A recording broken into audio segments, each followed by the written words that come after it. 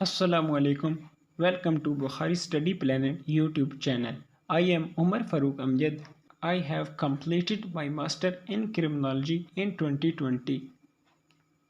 Many of the students asked me to upload lecture regarding CSS criminology because they are facing many difficulties during preparation of this subject.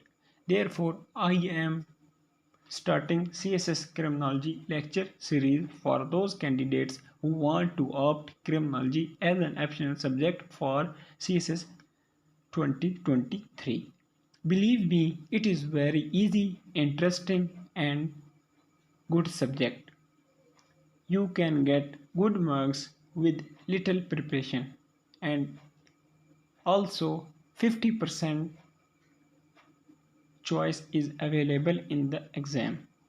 Today this is my first lecture and I will discuss whole syllabus of criminology, time duration for preparation and somehow past paper analysis. And I will also discuss how to attempt the paper. This is very good opportunity for those candidates who are still in trouble whether they should go for criminology as an optional subject or not. So this is very good opportunity for those. This is very good video for those candidates because after watching this video they will be able to decide whether they should go for criminology as an optional subject or not. So this is very crucial video, so please subscribe the channel for more update about criminology. In my suggestion for those candidates who are in still trouble whether they should go for criminology or not, in my suggestion they should go for criminal because very easy to prepare. So let's start the video. हमारा पहला lecture CSS syllabus discussion के बारे में है, तो हम इसमें मुकम्मल सिलेबस के बारे में डिस्कशन करेंगे और हम अपनी स्ट्रेटजी को देखेंगे, किस तरह हम इस सब्जेक्ट को आगे लेकर चलेंगे और कितना टाइम पीरियड रिक्वायर है इसको कंप्लीट करने में। इसका सिलेबस क्रिमिनोलॉजी का सिलेबस 4 सेक्शन पर मुश्तमिल है और हर सेक्शन 25 नंबर का है। हर सेक्शन में 2 सब पार्ट्स होते हैं और हर सब पार्ट्स और दोनों सब पार्ट्स में से एक एक क्वेश्चन पेपर में आता है, तो आपको एक अटेम्प्ट करना होता है। तो अगर इसका मतलब ये है कि आप एक पार्ट को भी अच्छी तरह प्रिपेयर कर लें तो आप क्वेश्चन को अटेम्प्ट कर सकते हैं। लेकिन बाज़ औक़ात ऐसा होता है कि क्वेश्चन वो आपने जिस एरिया को प्रिपेयर किया होता है तो वहाँ से क्वेश्चन ऐसा आ जाता है। अब मैं आपको जब पास्ट पेपर एनालिसिस करूँगा तो आपको दिखाऊँगा, तो फिर आपको अटेम्प्ट करने में वो मुश्किल होगी। तो इस वजह से दोनों को प्रिपेयर करना ज़रूरी है। वैसे अगर आपके पास टाइम कम है और आखिर में आप करना चाह रहे हैं तो आप उस स्ट्रेटजी पे भी जा सकते हैं, तो वो फिर आपको थोड़ा सी रेड लाइट पे लेके आ जाएगी, रेड लाइन पे लेके आ जाएगी। तो इस वजह से चाहिए कि आप मुकम्मल एक बार सिलेबस को गो थ्रू कर लें। अब सबसे पहले हम शुरू करते हैं इंट्रोडक्शन से। तो इसमें हम क्राइम के, क्रिमिनोलॉजी के और क्रिमिनल बिहेवियर के बेसिक कंसेप्ट को देखेंगे। मतलब व्हाट इज़ क्राइम, क्राइम क्या है। तो इसकी क्राइम की इसमें पहले डेफिनेशन करेंगे। Violation of formal laws, rules and regulation is called crime. तो हम इस क्राइम को देखेंगे, फिर उसके बारे में देखेंगे कि क्राइम की करैक्टरिस्टिक्स क्या हैं, क्राइम को कंस्टिट्यूट करने के लिए कौन कौन सी चीज़ें ज़रूरी होती हैं, कि क्या क्या चीज़ें हों तो क्राइम कंस्टिट्यूट होता है। उसके बाद हम देखेंगे कि क्रिमिनल लाइबिलिटी किन लोगों पर नहीं है और किन लोगों पर है। क्रिमिनल लाइबिलिटी से वो लोग फ्री होते हैं जो इंसेन होते हैं, माइनर्स होते हैं या अंडर प्रेशर होकर काम करते हैं। फॉर एग्जांपल एक इंसान है, उसको पता ही नहीं है कि अच्छा और बुरा क्या है, तो वो एक एक्ट कर देता है, वो क्रिमिनल एक्ट होता है। तो पे उसको कोई लाइबिलिटी नहीं होगी। फिर माइनर्स होते हैं, जो बहुत छोटे बच्चे होते हैं, तो वो अगर क्राइम कर दें तो उन पे भी कोई लाइबिलिटी नहीं होती। और तीसरे हैं कि प्रेशर में आकर, फॉर एग्जांपल आपके सर पे कोई गन रख के आपको कहता है कि यह आपने काम करना है, तो आप काम करते हैं, आपको मजबूरी होती है कि आपने अपनी सेल्फ डिफेंस करना है, तो आप मजबूरी में आके, अंडर प्रेशर में आके वो काम करते हैं, तो उसमें भी आप क्रिमिनल लाइबिलिटी को आप पे मतलब नहीं होगी। फिर हम इसमें देखेंगे कि टाइप्स ऑफ क्राइम्स क्या हैं। क्राइम्स की टाइप्स हैं 4, मतलब 4 कैटेगरीज होती हैं। फेलनीज होते हैं, मिसडेमिनर्स होते हैं, फेलनीज मिसडेमिनर्स होते हैं, और इन्फ्रैक्शंस होती हैं। फेलनीज क्या हैं कि मोस्ट सीरियस क्राइम, जैसे मर्डर हो गया, वायलेंट क्राइम्स जिनको कहते हैं, वो फेलनीज की कैटेगरी में फॉल करते हैं। मिसडेमिनर्स जो हैं वो लेस सीरियस होते हैं फेलनीज से। और फेलनीज मिसडेमिनर क्या है कि कोर्ट में आपकी प्रोसीडिंग जारी है, कोर्ट डिसाइड करेगी कि ये फेलनीज की कैटेगरी में फॉल करता है या मिसडेमिनर की कैटेगरी में फॉल करता है, और फिर आपको उसी लिहाज से पनिश किया जाएगा। फिर आ जाती है इन्फ्रैक्शंस। इन्फ्रैक्शन में हम देखेंगे कि छोटी मोटी आप खिलाफ वर्जियाँ करते हैं, तो वो छोटे छोटे मतलब जैसे कि आपने ट्रैफिक रूल्स को ब्रेक कर दिया, तो ये इन्फ्रैक्शन में आ गए। तो मतलब ये अगर आपके बारे में क्वेश्चन आ जाए कि कंसेप्चुअलाइजेशन ऑफ क्राइम, क्राइम की डेफिनेशन करेंगे, उसके बाद व्हाट थिंग्स कंस्टिट्यूट क्राइम, इसके बारे में बताएंगे। उसके बाद देखेंगे कि कैरेक्टरिस्टिक्स ऑफ क्राइम क्या हैं और क्रिमिनल लाइबिलिटी से कौन फ्री है। उसके बाद आप टाइप्स ऑफ क्राइम्स बताएंगे, स्टेजेस ऑफ क्राइम्स बताएंगे, और फंडामेंटल एलिमेंट्स जो रिक्वायर होते हैं क्राइम के लिए वो आप बताएंगे। थोड़ा थोड़ा इनके बारे में ब्रीफली डिस्कस करेंगे। अगर 20 नंबर का पूरा आ जाता है what is crime, discuss it, तो फिर आपको स्टेजेस और फंडामेंटल एलिमेंट्स को ज़्यादा डीपली डिस्कस करना पड़ेगा। और फिर इसमें आप इसकी थोड़ी सी क्राइम की जो वर्ड है, क्राइम कहाँ से वो ओरिजिनेट हुआ, क्रिमिनोलॉजी कहाँ से ओरिजिनेट हुआ, तो इसकी ट्रेसेस भी करनी है। मतलब फॉर एग्जांपल क्राइम एक लैटिन वर्ड है, तो किस तरह इवॉल्व हुआ और क्राइम लफ्ज़ पे आके क्रिमिनोलॉजिस्ट पहुँचे या सोशियोलॉजिस्ट पहुँचे, तो आप इसके बारे में देखेंगे। तो इसके बाद हमारे पास आ जाता है क्रिमिनलिटी और क्रिमिनल बिहेवियर। इसमें हम देखेंगे कि क्रिमिनल बिहेवियर क्या है, क्रिमिनल बिहेवियर पैदा कैसे होता है, थ्योरीज़ हैं जो क्रिमिनल बिहेवियर के बारे में क्या कहती हैं। फॉर एग्जांपल एक थ्योरी है डिफरेंशियल एसोसिएशन थ्योरी है कि आप जब किसी ग्रुप के साथ टू मच एसोसिएट होते हैं, ये एडवर्ड सदरलैंड की है, तो उसमें वो कहते हैं कि एसोसिएट होते हैं, तो वो एसोसिएशन की वजह से, जिस तरह आप एसोसिएशन में आके दूसरे काम सीखते हैं, इसी तरह आप क्रिमिनल बिहेवियर भी सीखते हैं। तो ये क्रिमिनल बिहेवियर ये है कि आपकी एसोसिएशन की वजह से आप में लर्निंग आई है। फिर एक एलिनेशन थ्योरी है, वो कहती है कि आपकी मतलब एक ग्रुप के साथ इंटीग्रेशन कम हुई है, आप सोलिटरी मतलब अलग रहने लग गए हैं, तो आपकी ग्रुप इंटीग्रेशन वीक होने की वजह से तो आप डेविएंस की तरफ जा सकते हैं और क्रिमिनल बिहेवियर को ऑप्ट कर सकते हैं। और डिफरेंट रीजन मतलब हम इसके डिस्कस करेंगे जब हम मुकम्मल सिलेबस को लेकर चल रहे होंगे, तो हम इसको डीपली डिस्कस कर लें। मैं फिर फ़िलहाल इसको ओवरव्यू दे रहा हूँ। उसके बाद हम देखेंगे अंडरस्टैंडिंग क्रिमिनोलॉजी की अंडरस्टैंडिंग करेंगे, क्रिमिनोलॉजी की डेफिनेशंस वगैरह बताएंगे इसमें।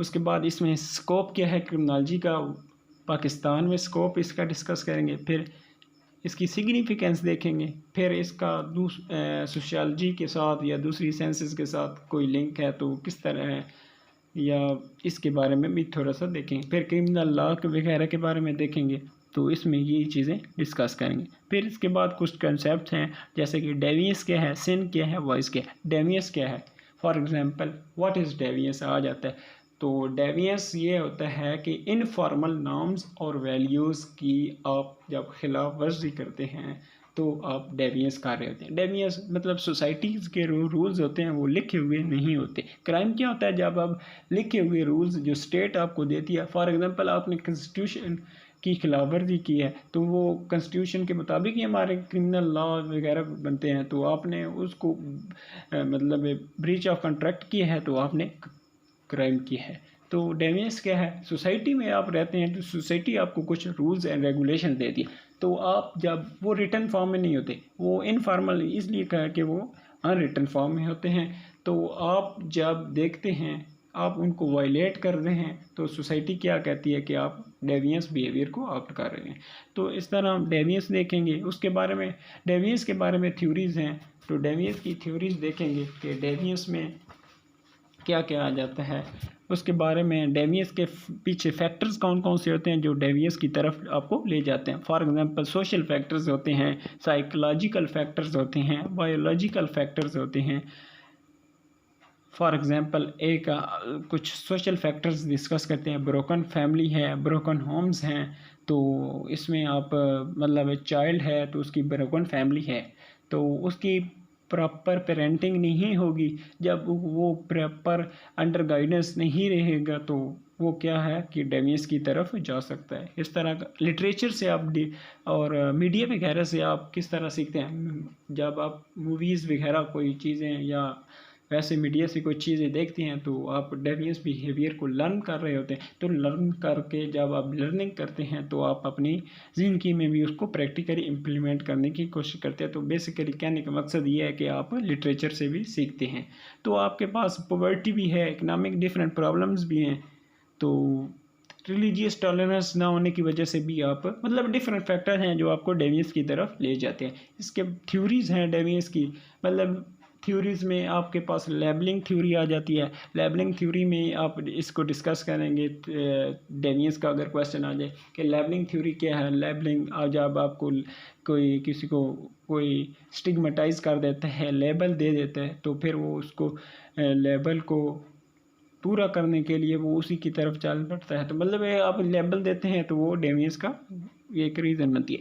एसोसिएशन क्या है, फिर वही बात डिफरेंशियल एसोसिएशन थ्योरी, जब आपकी ग्रुप के साथ एसोसिएशन ज़्यादा होती है तो फिर आप उससे डेविएंस मतलब आपके पीयर्स हैं, आपके फ्रेंड्स हैं, आप उनके साथ बैठते रहते हैं तो आपकी उनकी साथ एसोसिएशन हो जाती है। तो जब आप ज़्यादा एसोसिएशन हो जाती है तो वो जब आपका फ्रेंड जो काम करेगा तो फिर आप उससे लर्न करेंगे। फॉर एग्ज़ाम्पल वो सिगरेट पीता है तो आप भी उससे सीख लेते हैं, या कोई और आप वालदैन के साथ जा रहे हैं तो वो आपके वालदैन क्या करते हैं कि रूल्स को ब्रेक करते हैं रास्ते में जाते हुए, ठीक हो गया। तो आप उससे बच्चा उस क्या करेगा कि लर्न कर लेगा, तो फिर वो डेविएंस उसी एक्ट को दोबारा रिपीट करेगा। फिर इसके बाद एलिनेशन थ्योरी क्या है। एलिनेशन क्या है कि आपकी ग्रुप के साथ इंटीग्रेशन ना ही हो रही होती, आपको ग्रुप से इंटीग्रेट नहीं किया जाता, आप अलग रह रहे होते हैं, तो फिर आप भी डेविएंस की तरफ जा सकते हैं। एनोमी थ्योरी है रॉबर्ट के मेटन की, जिसमें उसने कहा कि स्ट्रेन जब पैदा होती है तो फिर भी आपको डेविएंस की तरफ स्ट्रेन आपको डेविएंस की तरफ ले जाती है। स्ट्रेन क्या है कि गोल्स सोशली एक्सेप्टेड गोल्स जो हैं और सोशली एक्सेप्टेड मीन्स जो हैं उनके दरमियान बैलेंस नहीं होता, तो कुछ के पास इक्वल अपॉर्चुनिटीज़ नहीं होती गोल्स को एक्सेप्ट करने की, और फिर वो उनके पास जब मीन्स नहीं होते तो फिर वो डेविएंस की तरफ जा सकते हैं। उसके बाद सोशल कंट्रोल थ्योरी ये है, इसमें वो ट्रेवर हिची ने 4 पॉइंट डिस्कस किए हैं कि अटैचमेंट, बिलीफ, कमिटमेंट, तो ये 4 पॉइंट उसने डिस्कस किए हैं। तो इसके बारे में वो कहता है कि ये अगर आपकी इन चारों में से आपकी मतलब किसी में कमी आ जाती है, मतलब अटैचमेंट है, अटैचमेंट आपकी फैमिली मेम्बर के साथ है, पीयर ग्रुप के साथ है, या किसी और से अटैचमेंट है, तो जब भी आपकी अटैचमेंट कम होती है तो आप डेविएंस की तरफ जाते हैं। लेकिन आपकी अटैचमेंट जब ज़्यादा हो जाती है तो फिर आप डेविएंस से दूर भागते हैं। तो इस तरह ये 4 थ्योरीज में 5 को इनमें डिफरेंट डिस्कस करेंगे। और अभी आप क्वेश्चन आ जाता है डेविएंस क्या है, तो डेविएंस में आप डेफिनेशन लिखेंगे डेविएंस की, उसके बाद फैक्टर्स लिखेंगे, what factor leads to a man to deviance, तो इसको देखेंगे। फिर उसके बाद वो सोशल फैक्टर्स हों, साइकोलॉजिकल फैक्टर्स हों, बायोलॉजिकल फैक्टर्स हों, फिर आप देखेंगे कि थ्योरीज ऑफ डेविएंस कौन सी हैं, तो फिर आप इनको मतलब डिस्कस करेंगे। फिर डेविएंस की एक ये बात है कि इमाम दुरखैन साहब ने कहा था कि डेविएंस जो है वो आपके पास पॉजिटिव फंक्शंस लेके भी आती है। कुछ पॉजिटिव एस्पेक्ट्स भी हैं डेविएंस के, तो वो क्या हैं वो let's see during the lecture we will discuss the positive functions of deviance, so let's wait for the video. उसके बाद सिन क्या है? सिन जिस तरह डेविएंस सोशल इनफॉर्मल नॉर्म्स और वैल्यूज़ की आप खिलाफवर्जी करते हैं तो आपके पास डेविएंस बनती है। तो सिन क्या है? जो गॉड्स के अहकामात होते हैं, कमांडमेंट्स होती हैं, उनकी आप खिलाफवर्जी करते हैं तो आप सिन करते हैं। तो मतलब ये आप कोई क्राइम कर देते हैं या आप नमाज नहीं पढ़ते तो ये भी आपने सिन किया है, गुनाह किया है, क्योंकि गॉड की कमांडमेंट्स हैं कि आपने नमाज पढ़नी है, तो हम उसकी मतलब खिलाफवर्जी कर रहे हैं तो ये भी हम एक क्राइम कर रहे हैं, सॉरी सिन कर रहे हैं। तो इसके बाद कैरेक्टरिस्टिक्स ऑफ सिन देखेंगे, फिर वॉइस देखेंगे और वॉइस और ईवल दोनों इन चीज़ों को भी देख लेंगे।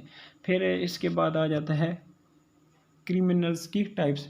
ओकेजनल क्रिमिनल क्या होते हैं, इनकी कैरेक्टरिस्टिक्स क्या होती हैं, या इसके बाद हैबिचुअल क्रिमिनल्स को देखेंगे। फिर प्रोफेशनल क्रिमिनल्स क्या हैं, उन्होंने अपने फॉर एग्जांपल प्रोफेशनल क्रिमिनल्स हैं तो उन्होंने अपने आप को ये क्रिमिनल वाला प्रोफेशन अडॉप्ट किया होता है, तो इस प्रोफेशन के लिए उन्होंने जो एक्सपीरियंस और स्किल सीखी होती हैं ताकि वो कम से कम पकड़े जाएं। फॉर एग्जांपल पॉकेटिंग करते हैं कुछ लोग, तो उनके पास ऐसी स्किल्स होती हैं कि जिसकी पिक पॉकेटिंग हो रही होती है उसको पता ही नहीं होता और वो लेके चले जाते हैं। इस तरह करके फिर इसको देखेंगे। फिर डिफरेंट टाइप्स ऑफ क्राइम्स हैं, वाइट कलर क्राइम है, ऑर्गेनाइज्ड क्राइम है, कॉर्पोरेट क्राइम है, विक्टिमलेस क्राइम है। जैसे विक्टिमलेस क्राइम फॉर प्रोस्टिट्यूशन है, विक्टिमलेस क्राइम है, ठीक हो गया, तो इनको देख लेंगे, ये सब चीज़ें इसमें आ जाएंगी। फिर crime and criminality theoretical perspective, crime और क्रिमिनोलॉजी के बारे में थ्योरीज जो आई हैं उनको मुकम्मल देखेंगे। तो इससे पहले हम कुछ स्कूल्स ऑफ थॉट्स हैं जो क्रिमिनल इनके लिए बेसिस के लिए ज़रूरी हैं थ्योरीज़ की, तो उनको देखेंगे। Pre classical school of thought है, क्लासिकल स्कूल ऑफ थॉट है, new classical school of thought है, पॉजिटिविस्ट स्कूल ऑफ थॉट है और मॉडर्न क्रिमिनोलॉजी है। इन सब को हम देखेंगे।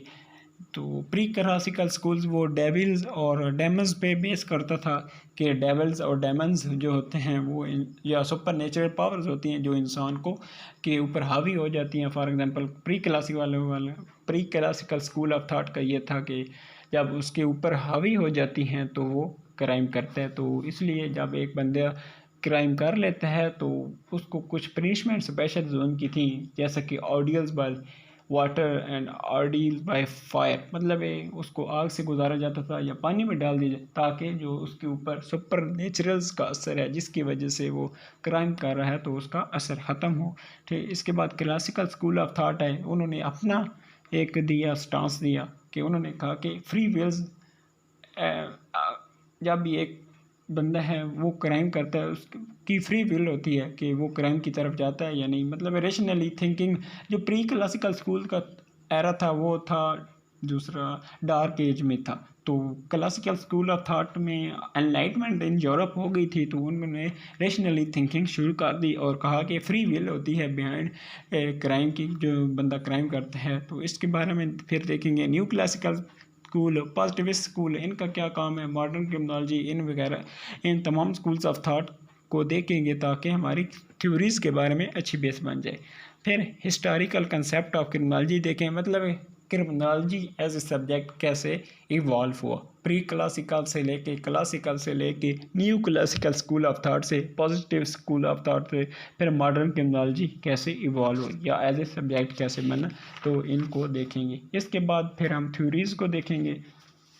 थ्योरीज ऑफ क्राइम में लेबलिंग थ्योरी में देखेंगे, लर्निंग थ्योरी देखेंगे, कंट्रोल थ्योरी देखेंगे, रॉबर्ट मर्टिन सेट्रेन थ्योरी देखेंगे। उसके बाद सोशल डिसऑर्गेनाइजेशन थ्योरी देखेंगे। तो इन थ्योरीज़ को भी हम कम्प्लीटली देखेंगे।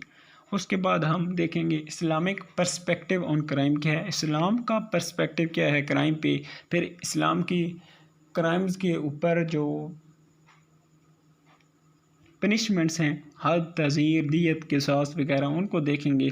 फिर डिटेंशन रिफॉर्मेटरीज मतलब है कि उसको रिफॉर्म्स होम में भेजा जाता है। बोस्टल इंस्टीट्यूशन अगर चाइल्ड है तो उसको उधर भेजा जाता है। तो इसमें रिफॉर्म्स होती है कि जब एक इंसान क्राइम करता है तो उसको मतलब एक चिल्ड्रन है, बच्चा है, माइनर है, जुवेनाइल है, उसने क्राइम किया है तो उसको रिहेबिलिटेट करने के लिए वो बोस्टल इंस्टीट्यूशन है जो उनमें भेजा जाता है ताकि उसको दोबारा एक अच्छा जुवेनाइल या अच्छा इंसान बनाया जा सके। तो इसके बारे में देख लेंगे। फिर हमारा आ जाता है सेक्शन 2। ये सेक्शन 2 भी 25 मार्क्स से है और इसमें भी 2 सब पार्ट्स हैं और हर सब पार्ट में से दोनों सब पार्ट में से एक क्वेश्चन आता है और आपने एक दोनों में से एक अटैम्प्ट। इधर भी आपके पास 50% चॉइस होती है, लेकिन फिर मैं वो कहूँगा कि चॉइस होती है लेकिन बाज़ औक़ात क्वेश्चन ऐसे आ जाता है कि आप उसको अटेम्प्ट नहीं कर सकते, तो दूसरा आपने पढ़ा ही नहीं होता, फिर आपका रहने का चांस होता है, क्वेश्चन रह जाए। तो इसलिए ज़रूरी है कि एक बार सिलेबस को देख लिया जाए। तो फिर इसके बाद जुवेनाइल डेलिंक्वेंसी है, इसका सेक्शन शुरू होता है। जुवेनाइल डेलिंक्वेंसी मतलब जुवेनाइल डेलिंक्वेंसी क्या है कि जब माइनर्स क्राइम करते हैं तो उसको हम जुवेनाइल डेलिंक्वेंसी कहते हैं। तो इसकी मीनिंग, डेफिनेशन वगैरह इसमें देखेंगे। पाकिस्तान में मौजूदा जुवेनाइल डेलिंक्वेंसी की स्टैटिस्टिक देखेंगे तो थोड़ा बहुत JJSO 2000 को डिस्कस करेंगे और इन डिटेल हम डिस्कस करेंगे। न्यू जो लॉ बना है जुवेनाइल जस्टिस सिस्टम ऑर्डिनेंस जो आया है 2018 में, तो हम उसको कम्प्लीटली देखेंगे। फिर जुवेनाइल जस्टिस सिस्टम को देखेंगे। जुवेनाइल जस्टिस सिस्टम में पुलिस का जो रोल है वो देखेंगे, कोर्ट्स का जो रोल है उनको देखेंगे। प्रोबेशन ऑफिसर जो होता है चाइल्ड के ऊपर, जब चाइल्ड क्रिमिनल बन जाता मतलब चाइल्ड के ऊपर प्रूव हो जाता है कि इसने क्राइम किया तो उसको प्रोबेशन ऑफिसर दिया जाता है, तो उसमें देखेंगे उसका क्या रोल है। अरेस्ट एंड बेल प्रोसीजर कैसे होता है एक जुवेनाइल का, तो उसको देखेंगे।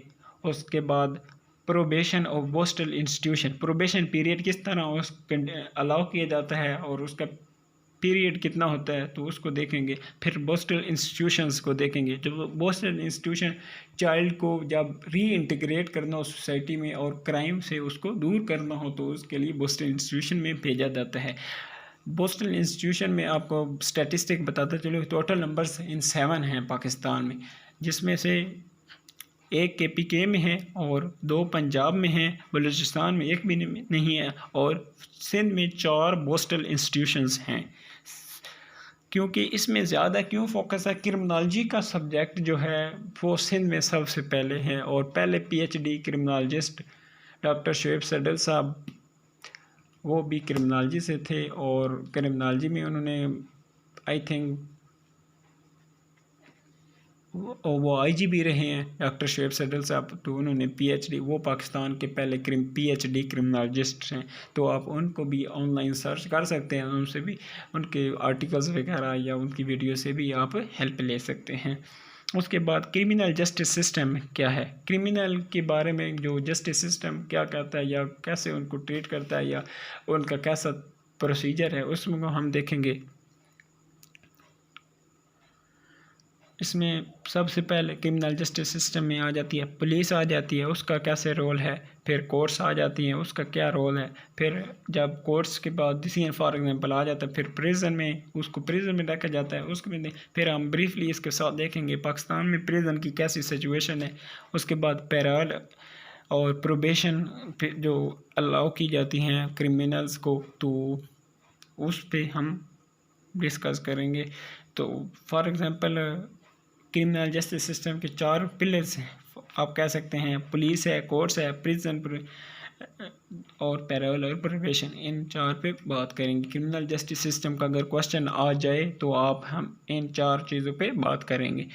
तो अगर फॉर एग्ज़ाम्पल पाकिस्तान में जैसे कि प्रोसीजर चलता है, एक FIR या रजिस्टर होती है, फिर इन्वेस्टिगेशन स्टार्ट होती है, फिर इन्वेस्टिगेशन से सबमिशन ऑफ चालान होता है, सबमिशन ऑफ चालान से फिर डॉक्यूमेंट सप्लाई होते हैं, ट्रायल होता है, उसके बाद फ्रेमिंग ऑफ चार्जेस होती है, जब फिर प्लीड्स गिल्टी हो जाए तो फिर जजमेंट आ जाती है, जजमेंट के बाद उसको पनिशमेंट दी जाती है। अगर उसको प्लीड्स नॉट गिल्टी एक्सेप्ट करे फिर क्रॉस एग्जामिनेशन होती है, विटनेस को पेश किया जाता है, उसके बाद फिर जजमेंट और फ्रेमिंग ऑफ चार्ज किया जाता है, उसके बाद पनिशमेंट अलाउ। पनिशमेंट क्या है, पनिशमेंट में भी फिर आपको कॉर्पोरल पनिशमेंट भी मतलब जज आपको दे सकता है, फिर इम्प्रिजनमेंट में भी दे सकता है, फिर या रिहैबिलिटेशन के लिए भी आपको भेज सकता है। तो इसमें हम ये देखेंगे। तो ये था सेक्शन 2 जिसमें 25 मार्क्स है। जुवेनाइल डेलिंक्वेंसी से एक क्वेश्चन मस्ट आता है और क्रिमिनल जस्टिस सिस्टम से एक क्वेश्चन मस्ट आता है, और पनिशमेंट वाला जो पोर्शन है इसमें भी आ सकता है पाकिस्तान में प्रिजन की सिचुएशन वगैरह और इसकी रिहैबिलिटेशन के लिए क्या है, इसके बारे में भी क्वेश्चन आ सकता है। इसके बाद हमारा सेक्शन नंबर 3 आ जाता है। ये भी सेक्शन 25 मार्क्स का है, और इस सेक्शन में भी 2 सब पार्ट्स होते हैं, और हर एक सब पार्ट में से एक क्वेश्चन आता है जो आपको अटेम्प्ट करना होता है। इवन इधर भी आपके पास 50% चॉइस मौजूद होती है। इसमें हम देखेंगे क्रिमिनल इन्वेस्टिगेशन क्या है, क्रिमिनल इन्वेस्टिगेशन कैसे होती है, फिर प्रिंसिपल ऑफ क्रिमिनल इन्वेस्टिगेशन। ये आपको किसी बुक में नहीं मिलेंगे, बिलीव भी नहीं मिलेंगे। मैंने बहुत सी बुक्स चेक की थी जब मैं अटेम्प्ट दे रहा था तो नहीं मिली थी, आपको भी नहीं मिलेंगी। उसके बाद हम इसके बारे में देखेंगे प्रिंसिपल ऑफ इन्वेस्टिगेशन, डेफिनेशन पहले इन्वेस्टिगेशन की देखेंगे, फिर प्रिंसिपल ऑफ देखेंगे, फिर इंटेलिजेंस बेस्ड ऑपरेशन जो होते हैं वो हाउ कैसे होते हैं और वाई क्यों कंडक्ट किए जाते हैं उनको देखेंगे। डेटा बेस्ड इन्वेस्टिगेशन होती है वो कैसे होती है और क्यों की जाती है। इलेक्ट्रॉनिक इन्वेस्टिगेशन है वो क्यों की जाती है और कैसे होती है। उसके बाद फोरेंसिक इन्वेस्टिगेशन है वो क्यों होती है, कैसे होती है, और फोरेंसिक इन्वेस्टिगेशन की इस एरा में अहमियत ज़्यादा बढ़ गई है, तो या पाकिस्तान में इसका रोल ज़्यादा है, तो इसके बारे में भी क्वेश्चन आ सकता है। फिर एविडेंस है, फिज़िकल एविडेंसेस जो मौजूद क्राइम सीन से मिलते हैं, तो फंडामेंटल एलिमेंट उनके देखेंगे। फिर टेक्निक्स ऑफ इन्वेस्टिगेशन जो हैं, इंटरव्यू, क्वेश्चनिंग, इंटेरोगेशन वगैरह वो देखेंगे। फिर इसमें डॉक्टर हॉल साहब हैं, उन्होंने 4 जोन दिए हैं, तो उसके बारे में भी हम देखेंगे। फिर गोल्स ऑफ इन्वेस्टिगेशंस क्या हैं उसके बारे में भी देखेंगे कि इन्वेस्टिगेशन का मकसद क्या होता है।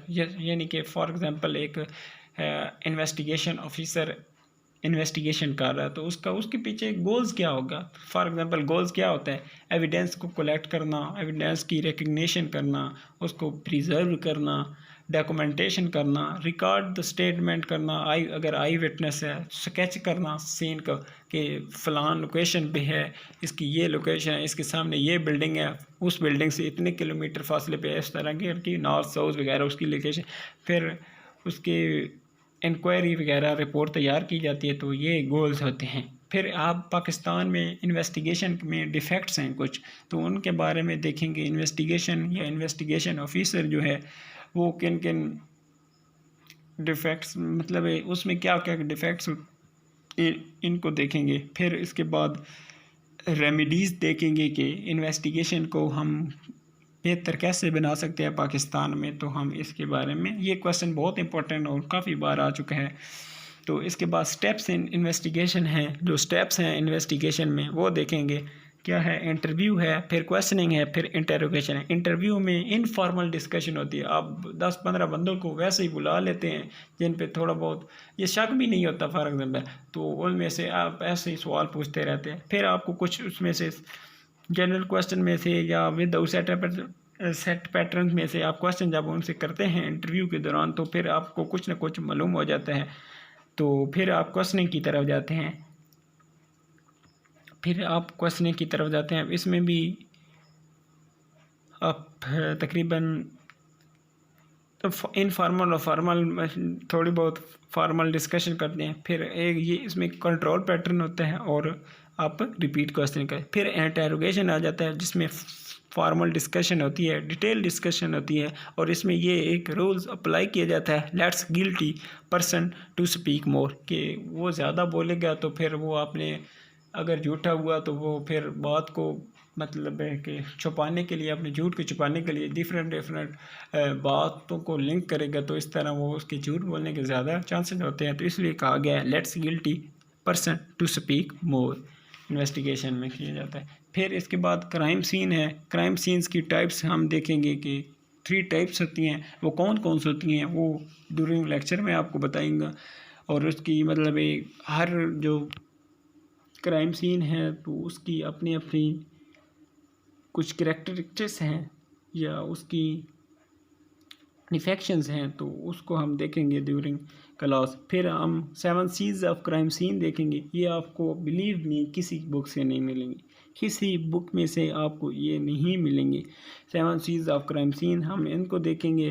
फिर हम इन्वेस्टिगेशन के दौरान जब आप पुलिस वाले के पास बैठे होते हैं, पुलिस वाला आपसे इन्वेस्टिगेशन कर रहा होता है, तो वो आपको लायर मतलब झूठा पकड़ने के लिए उसके पास कुछ मेथड होते हैं। ये क्रिमिनोलॉजी में ये भी ड्रा किए जाते हैं कि इन्वेस्टिगेशन ऑफिसर के लिए ऐसे बनाए गए हैं पैटर्न कि वो जज कर सके कि इसने क्राइम किया है या नहीं किया। तो वो डिफरेंट मेथड है, वो हम क्लास के दौरान करेंगे। उसके बाद आ जाती हैं legal and ethical guidelines for investigation officer या इन्वेस्टिगेटर। उनके बाद गाइडलाइंस होती हैं, इनमें जो प्रिंसिपल है स्टॉप एंड फ्रिक्स ऑपरेशन। ये स्टॉप और फ्रिक्स ऑपरेशन क्या है कि आप पुलिस वाले रास्ते पे खड़े हैं, आप जा रहे होते हैं, वो आपको रोक लेते हैं, या मतलब है कि एक पर्सन है, आप उसको कुछ टाइम के लिए पुलिस स्टेशन में रोक लेते हैं ताकि आप उसे इन्वेस्टिगेशन कर सकें।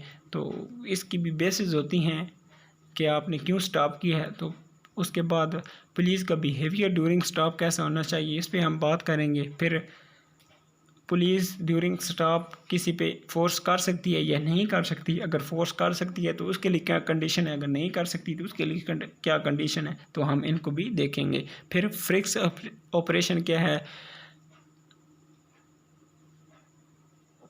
तो इसकी टेक्निक्स क्या है या ये क्या है फ्रिक्स ऑपरेशन, तो हम इसको देखें। फॉर एग्जांपल आप जा रहे हैं तो आपके पास कोई चीज़ है, आप बैग लेके जा रहे हैं रास्ते पे, तो पुलिस रास्ते पे खड़ी है तो आपको सर्च करती है, और सर्च करने के बाद आपको से बैग वगैरह से देखती है। जो ये उसने सर्च किया है और देखा है, इस प्रोसीजर को फ्रिक्स ऑपरेशन कहते हैं कि लिमिटेड प्रोटेक्टिव सर्च होती है कि आपके पास कोई डेंजरस वेपन्स तो नहीं है जिससे क्राइम कमिट किया जा सके। फिर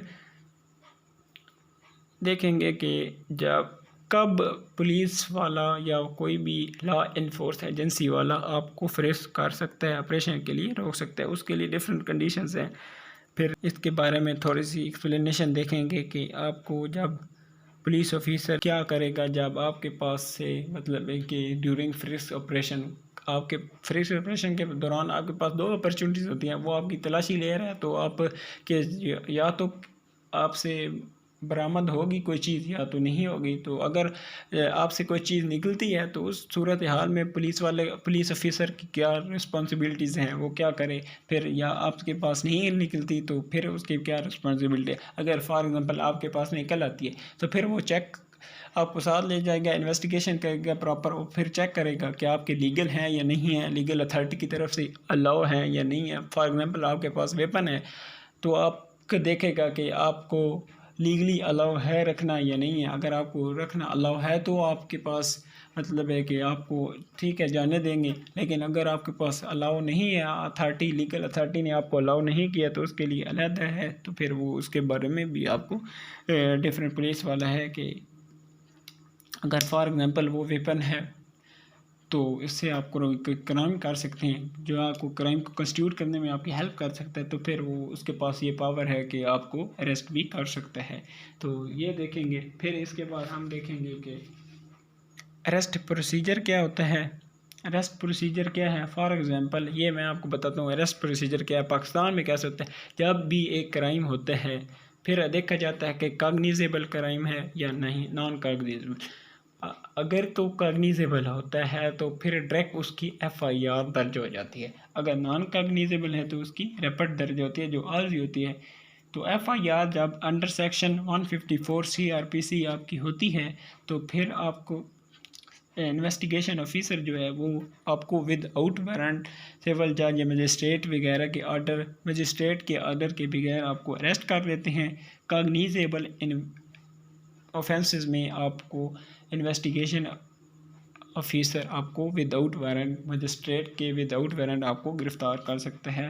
तो मतलब आपकी गिरफ़्तारी हो जाती है। फिर पुलिस स्टेटमेंट को आपसे स्टेटमेंट रिकॉर्ड करती है 161 के तहत आपके से।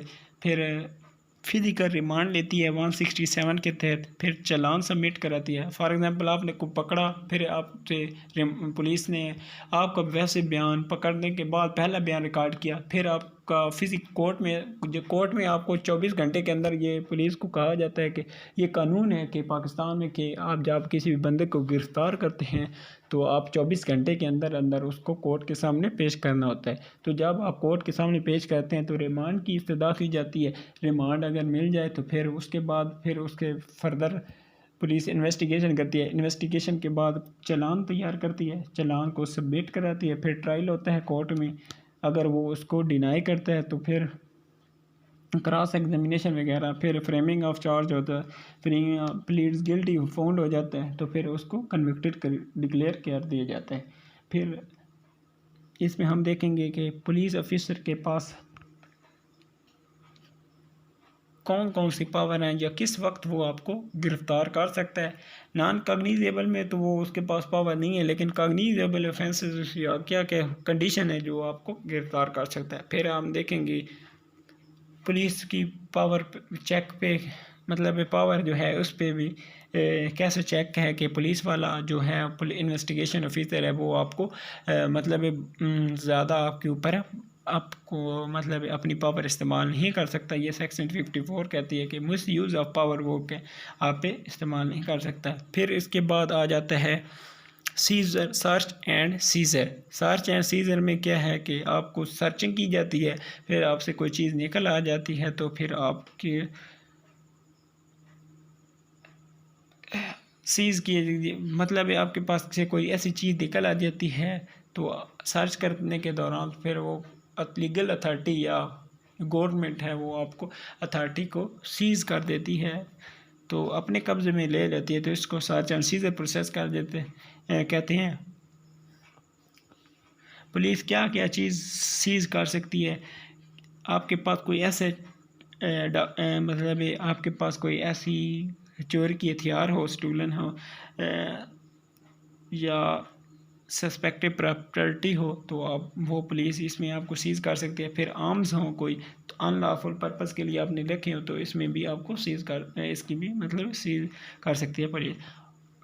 आप सीज़ जब आप मतलब पुलिस ने सर्च किया, सीज़ कर दी आपसे कोई चीज़ बरामद, फिर आपको सीज़ से मतलब आप फ्रीज़ हो जाते हैं या सीज़ हो जाते हैं आपके असासे प्रॉपर्टी वगैरह जो भी आपसे बरामद हुई है। तो फिर आपसे फॉर एग्ज़ाम्पल उससे सुपरदारी करवाते हैं।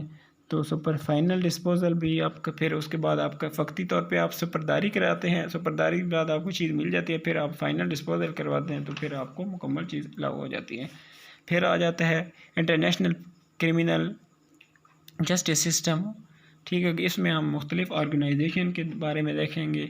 यूनाइटेड फॉर एग्ज़ाम्पल जो पहली है United nation Asia for east institute, ये इसका क्राइम को प्रिवेंट करने में क्या मतलब है, ये क्राइम को प्रिवेंट करने में मतलब ओवरऑल ग्लोबली काम करती है और ट्रीटमेंट ऑफ ऑफेंडर पे ओवरऑल ग्लोबली काम करती है। तो इसमें इनका रोल क्या है और इसका और पाकिस्तान का आपस में मतलब United nation Asia for east institute और पाकिस्तान ये किस तरह काम कर रहे हैं तो इसका आप देखेंगे। फिर इंटरपोल आ जाता है। इंटरपोल जो इंटरनेशनल क्रिमिनल पुलिस ऑर्गेनाइजेशन है, इसके कोर फंक्शन देखेंगे, इसके नोटिस डिफरेंट जो हैं उनको देखेंगे। फिर पाकिस्तान और इंटरपोल इनको देखेंगे।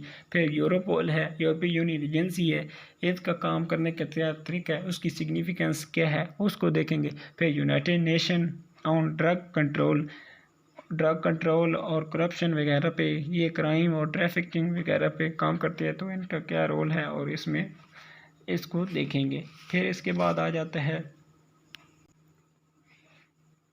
आ जाती है यूनिसेफ ऑर्गेनाइजेशन। यूनिसेफ का क्या है कि ह्यूमैनिटेरियन क्राइसिस और डेवलपमेंट के बारे में काम करती है, तो राइट्स ऑफ चाइल्ड के बारे में मतलब काम करती है, तो इसके बारे में इसका रोल देखेंगे और ये किस तरह किन शोबों में चाइल्ड के लिए काम करती है उसको देखेंगे और इसका वर्किंग प्रोसीजर और पाकिस्तान में इसका क्या रोल है उसको देखेंगे। इंटरनेशनल पुलिस एसोसिएशन जो है इसके बारे में फिर ब्रीफली डिस्कस करेंगे कि इसकी कंपोजिशन कैसे है और ये किस तरह काम करती है और ये कैसे काम कर रही है पाकिस्तान में, तो इसके बारे में देखेंगे। फिर इसके बाद सेक्शन 4 स्टार्ट हो जाता है। सेक्शन 4 अगेन 25 मार्क्स का है और इसमें modern concept of contemporary criminology है जो हैं उनको देखेंगे। फॉर एग्जांपल टेररिज्म क्या है, उसकी स्ट्रेटजी क्या है, टेररिज्म कैसे होती है, किन पर्पज़ के लिए होती है, उसकी काजेज़ क्या हैं, सोशल काजेज़ क्या हैं, इकोनॉमिक काजेज़ क्या हैं, पॉलिटिकल काजेज़ टेररिज्म की क्या हैं, फिर उसको काउंटर टेररिज्म कैसे करना है उसको देखेंगे।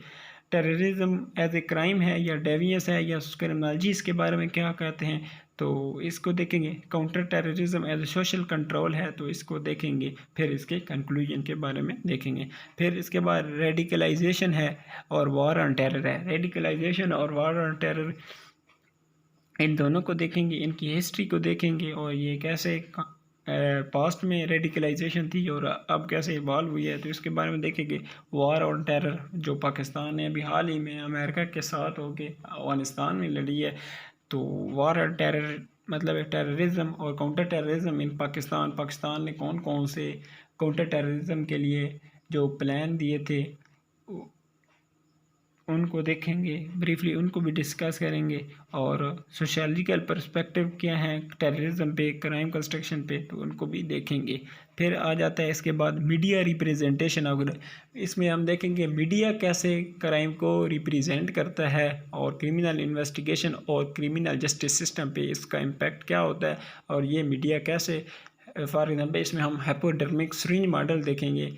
सिरिंज मॉडल ये है कि आप ये जिस तरह सिरिंज से आप किसी मतलब इंजेक्शन वगैरह लगाते हैं तो आप किसी में भर देते हैं जी, इस तरह मीडिया भी है हाइपोडर्मिक सिरिंज मॉडल के तौर पे काम करते हुए, मतलब ये इसका मॉडल है कि ये भी इंजेक्ट करता है अपने देखने वाले को, सामीन के जहनों में अपनी चीज़ों को इंजेक्ट करता है, तो इसके असूल के हम इसको देखेंगे। फिर लॉ इन्फोर्समेंट एजेंसी जो हैं और क्राइम कंट्रोल कैसे कर रही हैं, इनमें पुलिस क्या है, उसका कौन सा रोल है, क्रिमिनल जस्टिस क्या है, जस्टिस सिस्टम क्या है और क्राइम को कैसे रिड्यूस कर रहा है, मॉडर्न वेज ऑफ प्रिवेंशन क्या है कि मॉडर्न वेज को क्राइम से मतलब मॉडर्न वे से क्राइम को कैसे डिटेक्ट कर सकते हैं, तो इसमें ये देखेंगे। फिर इसके बाद community policing, intelligence led policing, zero tolerance concept, ये जो मुख्तलिफ क्राइम प्रिवेंशन आए कंसेप्ट इवॉल्व हुए हैं 21st सेंचुरी में, इनको देखेंगे। फिर ILP जो है इंटेलिजेंस लेड पुलिसिंग, फिर ये देखेंगे इसकी इंटेलिजेंस लेड पुलिसिंग क्या है, इसमें पहले क्राइम की आइडेंटिफिकेशन की जाती है, फिर क्वांटिफिकेशन की जाती है, फिर इंटेलिजेंस बेस्ड इंप्रेशन इम्पोर्टेंट क्या हैं, क्यों हैं, इन पे इम्पोर्टेंस क्या है, इनको देखा जाता है। फिर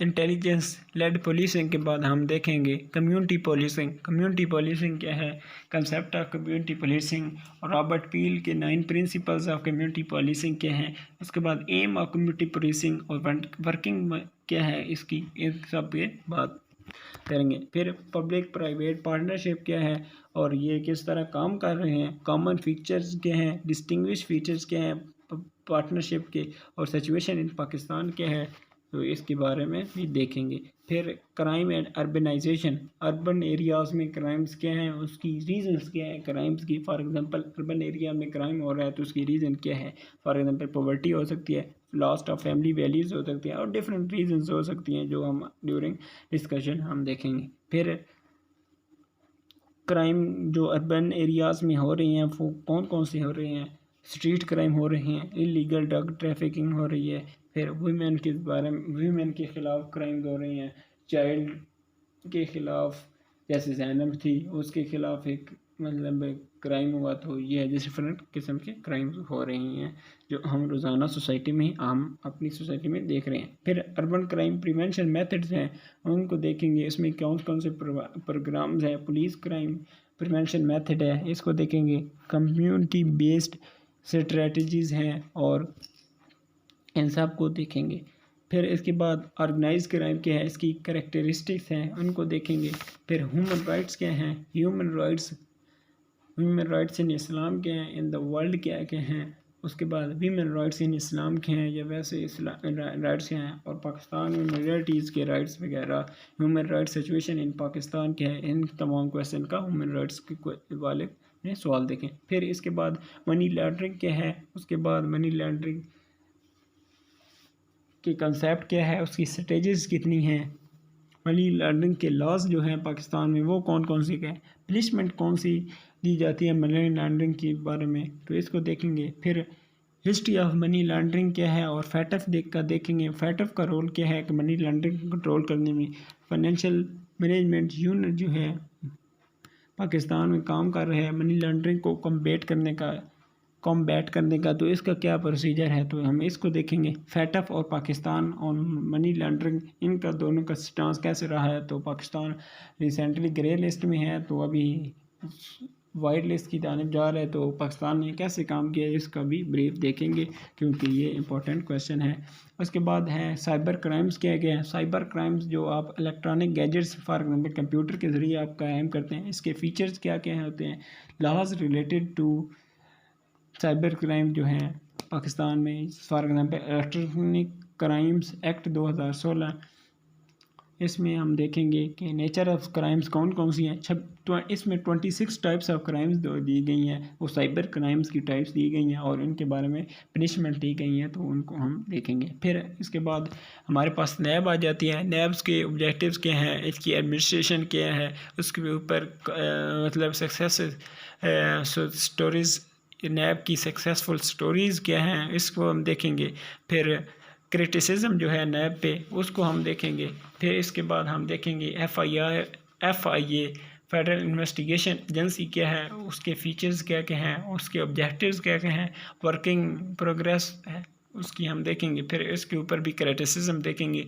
फिर जो रिसेंटली बिल पास हो रही हैं FIA और नैब के हवाले से इनको देखेंगे, उनका इम्पेक्ट क्या क्या है उनकी।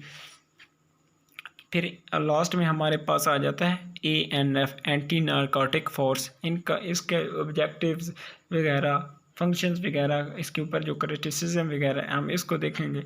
और इन तमाम रोल नैब FIA और एंटी नारकोटिक फोर्स के काम को कैसे बेहतर बनाया जा सकता है, इनके लिए डिफरेंट वर्क को देखेंगे। तो जो सजेशन वगैरह आई हुई हैं इनको देखेंगे। तो ये था हमारा सिलेबस एनालिसिस। तो हम अब पास्ट पेपर एनालिसिस कर लेते हैं और हम इसके बारे में देखते हैं कि क्या हमने जो सिलेबस में पढ़ना है वो हमारे पास्ट पेपर्स में कई क्वेश्चन आया हुआ है तो हम किस तरह अटैम्प्ट कर सकते हैं, इसमें हम ये देखते हैं। फॉर एग्जांपल 2016 का क्वेश्चन है, इसमें पहला क्वेश्चन है नेचर और इम्पोर्टेंस ऑफ क्रिमिनोलॉजी, हम इसको देखेंगे। तो हमने ड्यूरिंग सेक्शंस जब हम सेक्शन की डिस्कशन कर रहे थे तो हमने इसमें देखा कि हम नेचर और importance of criminology, scope of criminology, significance of criminology in Pakistan, हम इसको मुकम्मल तौर पे देखेंगे। फिर टर्म क्राइम्स क्या है, क्रिमिनल क्या है, क्राइम की टर्म आई है तो इसमें क्राइम की डेफिनेशन वगैरह लिखेंगे। डेफिनेशन के बारे में के बाद हम देखेंगे क्राइम की टाइप्स ब्रीफली डिस्कस करेंगे, 4 टाइप्स हैं उसके बारे में देखेंगे। फिर क्रिमिनल लाइबिलिटी से कौन फ्री है उसको थोड़ा बहुत बताएंगे। फिर उसके बाद क्रिमिनल्स क्या है, फॉर एग्जाम्पल क्राइम क्या है, violation of formal rules and regulation and laws is called crime and anybody who perform crime is called criminal. तो फिर हम क्राइम और क्रिमिनल दोनों की डेफिनेशन होगी। फिर क्रिमिनल्स की टाइप है डिफरेंट, उसके बारे में थोड़ा थोड़ा बताएंगे। फिर उसके बाद ये सॉरी टाइप्स हैं उसके बारे में उसमें पूछा हुआ है। ये 20 नंबर्स का है, तो इसके जो क्रिमिनल्स जो है, प्रोफेशनल क्रिमिनल है, हैबिचुअल क्रिमिनल्स, जो डिफरेंट टाइप्स हैं उनको डिस्कस करेंगे। तो ये दोनों क्वेश्चन हमने जब देखा कि हम सिलेबस को डिस्कस कर रहे हैं तो उसमें मुकम्मल हमने पढ़ने हैं। तो इसका मतलब है कि हम सिलेबस को सही ऑर्गेनाइज तरीके से पढ़ रहे हैं। क्वेश्चन नंबर सेक्शन 2 है। क्वेश्चन नंबर 4 है, क्राइम कंट्रोल एजेंसीज़ हैं। जो पाकिस्तान में क्राइम कंट्रोल एजेंसीज़ हैं इनके बारे में देखें तो हमने क्राइम कंट्रोल वाला पोर्शन मुकम्मल देखा है, तो इसमें हम इसको भी कवर करेंगे। फिर आ जाता है प्रोबेशन क्या है, कंडीशंस फॉर प्रोबेशन क्या है, प्रोबेशन पीरियड क्या है, कैसे अलॉट होता है, तो हम इसकी सिग्निफिकेंस क्या है, किन को कंडीशंस पे ये लागू होता है, तो हम इसको भी कोर्ट प्रोबेशन अलाउ करती है। तो हम ये सब आपने सिलेबस में देख चुके हैं। इसके बाद आ जाता है इंटरव्यू और दूसरा क्वेश्चन नंबर 6 सेक्शन 3 आ जाता है कि प्रिंसिपल ऑफ क्रिमिनल इन्वेस्टिगेशन। ये आपको कहीं बुक से नहीं मिलेंगे, तो लेकिन इंशाल्लाह during the course of our lecture series I will discuss these principle to you people, because I know I have deeply studied this subject, and I will discuss the principle of criminal investigation to you people.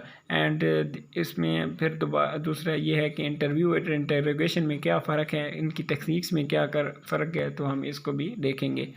इसके बाद आ जाता है cyber crime क्या है। हमने अभी देखा है कि साइबर क्राइम उसकी स्टेजेस क्या है, तो इसके 20 जो एक्ट है साइबर क्राइम्स एक्ट 26 टाइप्स हैं साइबर क्राइम्स की, और उनके बारे में फॉर एग्जांपल 26 क्राइम है, 26 उसकी पनिशमेंट है, तो हम इसको भी देखेंगे। और उसके बाद हम देखेंगे कि नोट्स हैं, मनी लॉन्ड्रिंग है, वाइट कॉलर क्राइम्स हैं, क्रिमिनल लॉ, इन तीनों में से 2 पे नोट्स लिखना होता है, तो हम इसको भी इंशाल्लाह देख लेंगे। इसके बाद हमारा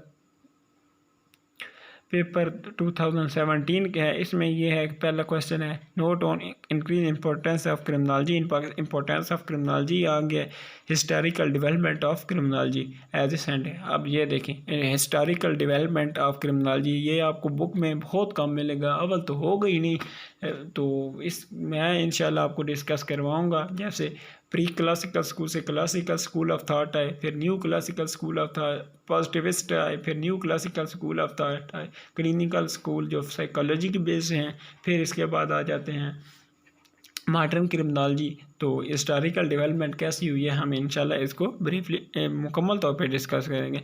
फिर क्रिमिनोलॉजी की पर्सपेक्टिव क्या क्या हैं इनको देखना है। फिर डिस्कस 3 क्रिमिनोलॉजी का perspective on crime and criminal behaviour, criminology के पर्सपेक्टिव क्या क्या हैं उनके डिस्कस करना है, और क्राइम और क्रिमिनल बिहेवियर के, तो ये भी हम इंशाल्लाह डिस्कस करेंगे। फिर juvenile justice system of Pakistan क्या है, उस पर नोट लिखना है और इम्प्रूवमेंट करना है। जुवेनाइल जस्टिस सिस्टम को इम्प्रूव कैसे किया जाए, तो उसके लिए सजेशन आपसे मांग रहा है।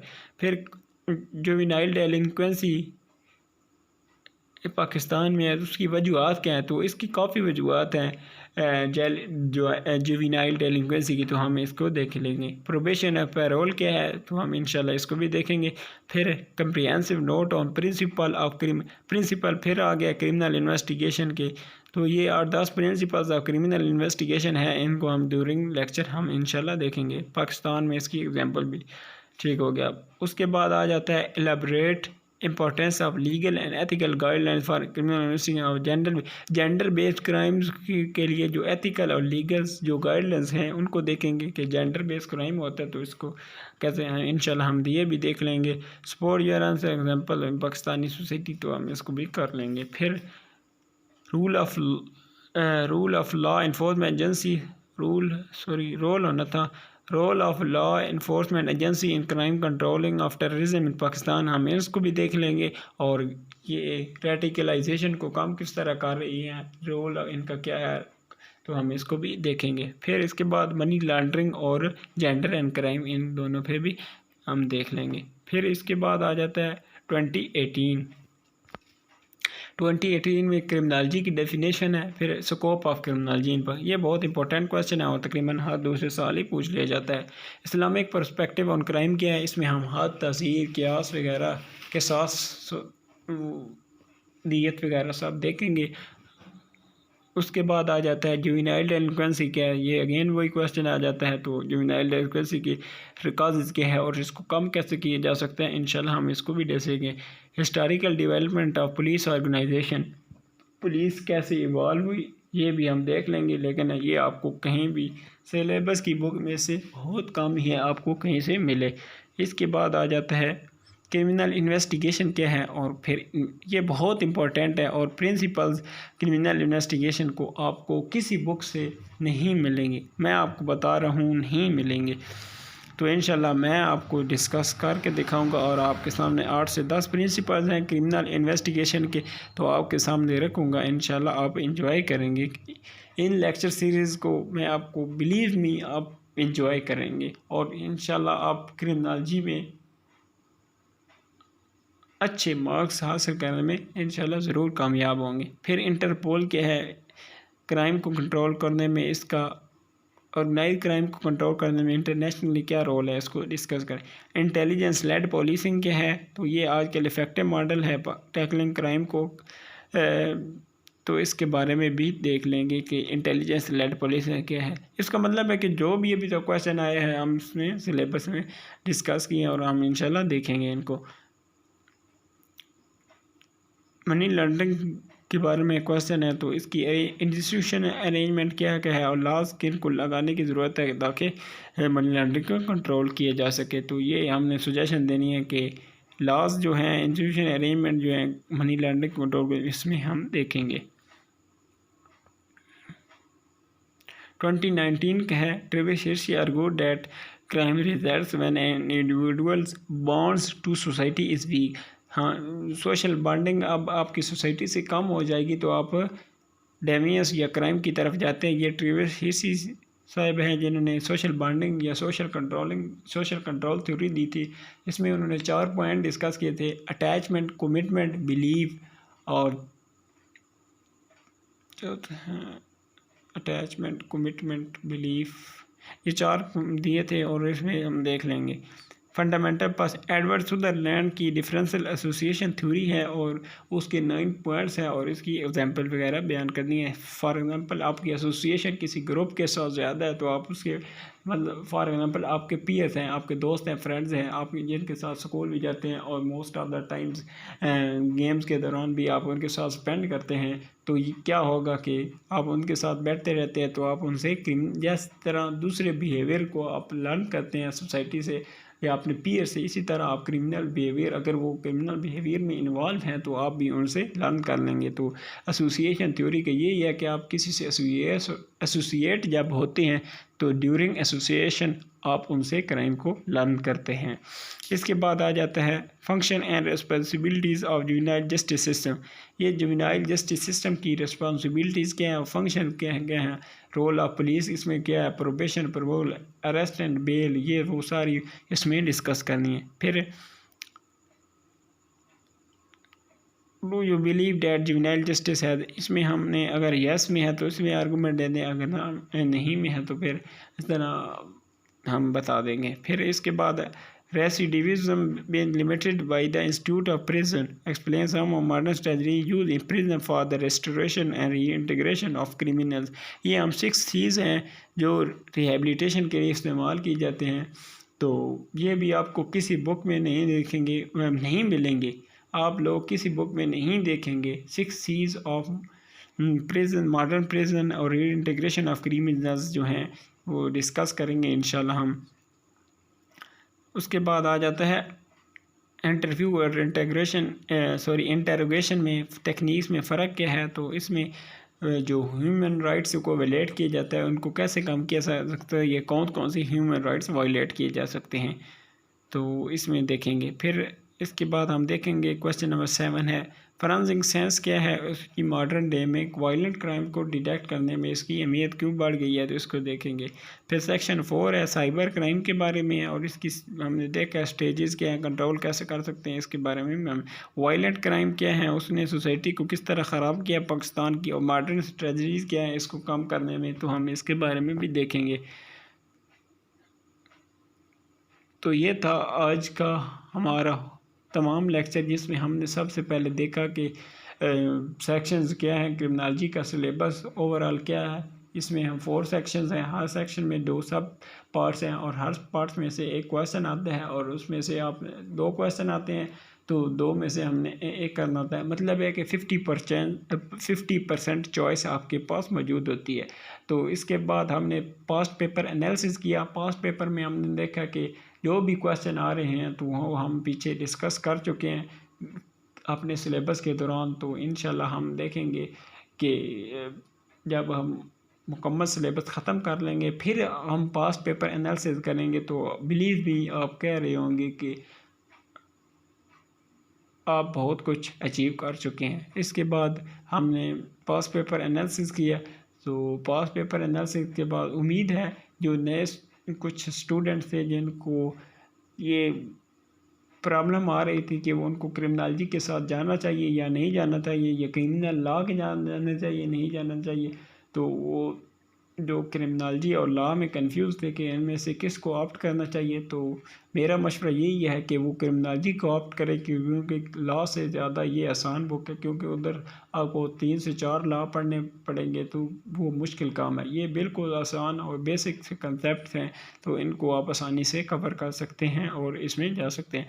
तो आखिर में thank you so much for watching my video on YouTube channel. Please subscribe my channel and like the video Bukhari study planet. और आप दोस्तों क्रिमिनोलॉजी क्लास का एक फ़ेसबुक पेज है, क्रिमिनोलॉजी क्लास के नेम से फ़ेसबुक पेज है, उसमें मोर देन 1000 मेरे फॉलोअर्स हैं जिसमें मैं क्रिमिनोलॉजी के बारे में डेटा अपलोड करता हूँ। तो आप उसको भी जाके लाइक कर सकते हैं, आप फॉलो कर सकते हैं ताकि जो भी नोट्स में शेयर करूँ तो आप तक पहुँच सके। तो thank you so much once again for watching my channel and इंशाल्लाह मैं आपको श्योरिटी देता हूँ कि आप जब ये पूरी वीडियोस देख लेंगे तो आप कहेंगे कि हमने राइट प्लेटफॉर्म को चूज़ किया और हम क्रिमिनोलॉजी के साथ बहुत अच्छे मार्क्स लेने में कामयाब हो जाएंगे। तो thank you so much for watching, wait for the next video. Thank you so much. अल्लाह हाफिज़।